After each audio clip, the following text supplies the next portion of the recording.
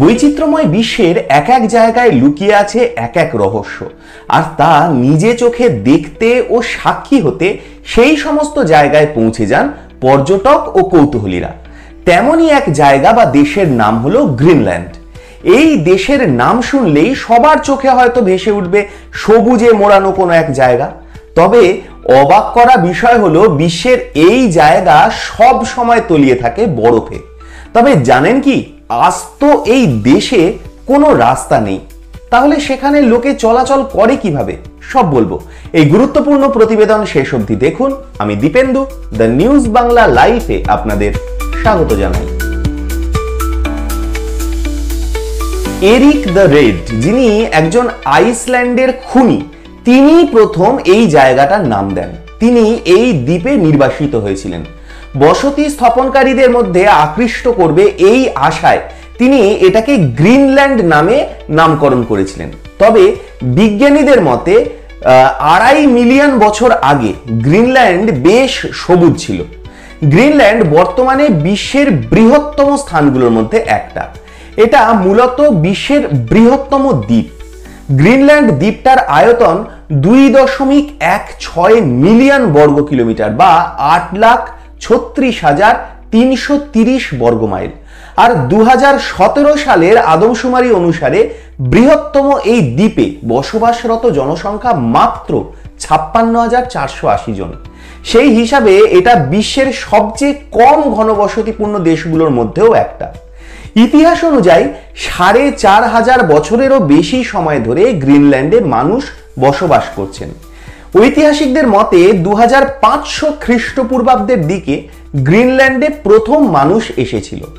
অভিবাসীদের দলটা মারা যায়, তবে উত্তর আমেরিকা থেকে অভিবাসী আরো কয়েকটা দল তাদের উত্তরাধিকারী হয়েছিল এই গ্রিনল্যান্ডে এসে।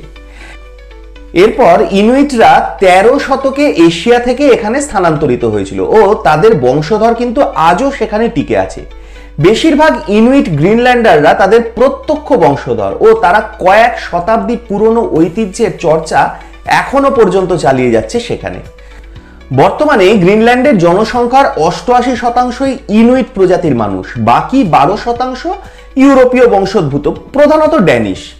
গ্রিনল্যান্ডে বসবাসকারীকে ইনুইট বা কালাল্লিত বলা হয়, যার প্রকৃত অর্থ হলো গ্রিনল্যান্ডার, আর স্থানীয় ইনুইট ভাষায় একে বলে কালাল্লিসুট। গ্রিনল্যান্ডের ইনুইটদের মতো কানাডা বা আলাস্কার মতো বিশ্বের অন্যান্য বরফাচ্ছন্ন অঞ্চলে বসবাসরত ইনুইটদের ভাষা ও সংস্কৃতিতেও কিন্তু বেশ কিছুটা মিল আছে। তবে গ্রিনল্যান্ডের জনসংখ্যার অধিকাংশই গ্রিনল্যান্ডিক বা প্রধানত কালাল্লিসুট ও ড্যানিশ এই উভয় ভাষাতেই কথা বলে। 1979 সালে গৃহ শাসন প্রতিষ্ঠার পর থেকে এই দুটো ভাষা জনসাধারণের কাজে ব্যবহার হয়ে আসছে। বর্তমানে সেখানকার তরুণ প্রজন্ম স্কুলে ইংরেজির পাশাপাশি এই দুই ভাষাও শেখে। গ্রিনল্যান্ডের জনসংখ্যার প্রায় 1/4 রাজধানী নুকে বাস করে। প্রাণবন্ত এই শহরটা এই দ্বীপের সবচেয়ে বড় শহর। সেখানে অনেকগুলো জাদুঘর, হিপ ক্যাফে ও ফ্যাশন বুটিক হাউস আছে। সেখানে গ্রিনল্যান্ডের জাতীয় জাদুঘর, কাটুয়া কালচারাল হাউসের পাশাপাশি নুক আর্ট মিউজিয়াম দেখতেও প্রচুর লোকে সেখানে ঘুরতে যায়। তবে যেটা দিয়ে শুরু করলাম, জানলে অবাক হবেন যে এই গ্রিনল্যান্ডে কোনো রাস্তা নেই। 2.16 মিলিয়ন বর্গ কিলোমিটারের ভূমি থাকা সত্ত্বেও সেখানে এমন কোনো রাস্তা বা রেলপথ নেই যা সেখানকার জনগণের যোগাযোগ ব্যবস্থা সহজ করতে পারে। যদিও শহরের মধ্যে রাস্তা আছে, তবে সেগুলো শেষ হয় উপকণ্ঠে এসে।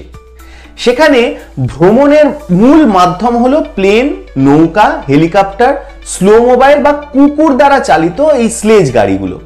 যদিও নৌকায় চলাচল ব্যবস্থা সেখানকার পরিবহন ব্যবস্থার মধ্যে সবচেয়ে জনপ্রিয় মাধ্যম। এই দ্বীপের বাসিন্দাদের মূল জীবিকা কিন্তু মাছ ধরা। দেশটা মাছ, সামুদ্রিক খাবার ও গ্রিনল্যান্ডে শিকার করা অন্যান্য প্রাণী যেমন নীল তিমি ও সিল ছাড়া প্রায় সবকিছুই আমদানি করে। প্রত্যেকটা প্রশাসনিক এলাকায় তিমি, সিল ও মাছের একটা নির্দিষ্ট কোটা আছে, যেন অতিরিক্ত মাছ ধরা না হয় তা নিশ্চিত করার জন্য। তবে নীল তিমি ধরায় কিন্তু এখানে পুরোপুরি নিষেধাজ্ঞা রয়েছে। তবে একটা কথা শোনা যায় এই দেশের বিষয়ে, সত্যি কি সেখানে রাত নামে না? গ্রিনল্যান্ডের এটা একটা অন্যতম বিস্ময়কর বিষয়। সেখানকার আকাশে মধ্যরাতেও দেখতে পাওয়া যায় সূর্য। আর এই অভূতপূর্ব দৃশ্যের সাক্ষী হতে বিশ্বের বিভিন্ন প্রান্ত থেকে পর্যটকরা গিয়ে ভিড় করেন সেখানে। প্রত্যেক বছর 25শে মে থেকে 25শে জুলাই পর্যন্ত আইসল্যান্ডে সূর্য অস্ত যায় না, ফলে 24 ঘন্টায় দিন থাকে, একটানা 3 মাস। আর বছরের দীর্ঘতম দিনে গ্রীষ্মকালীন অয়নকাল ও জাতীয় ছুটির দিন হিসাবে ঘোষণা করা হয়। ওই দিন স্থানীয়রা মধ্যরাতে সূর্যের আলোতে বারবিকিউ সহ বিভিন্ন রকম উৎসবে মেতে ওঠেন খোলা আকাশের নিচে। বিদেশ ভ্রমণের অভিজ্ঞতা নিতে চাইলে এই দেশ কিন্তু সত্যিই একটা ভালো অপশন, ঠিক কি না? আপনারা কি বলেন? আপনাদের মূল্যবান এবং গুরুত্বপূর্ণ মতামত জানান দ্য নিউজ বাংলা লাইভের কমেন্ট সেকশনে। আর দেখতে থাকুন দ্য নিউজ বাংলা লাইভ। দুর্নীতি রাজনীতির বাইরে এই ধরনের সব খবর জানতে চোখ রাখুন কেবলমাত্র দ্য নিউজ বাংলা লাইভে।